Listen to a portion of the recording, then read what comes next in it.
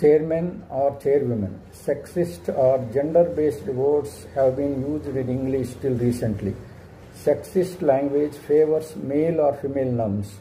Though man originally meant both male and female, the meaning of the word is closely associated with adult males only. To avoid the use of man, we have more gender-neutral words.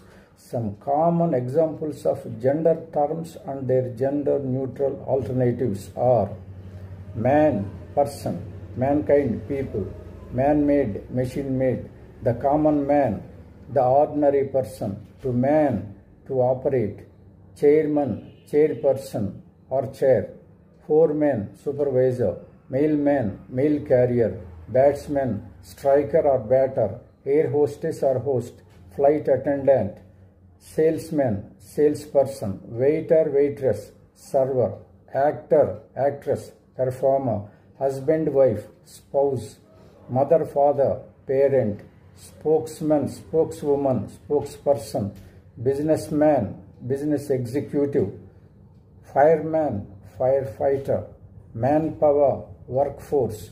Using gender-neutral language helps to recognize that professional roles are not defined by gender and people of any gender can perform these roles.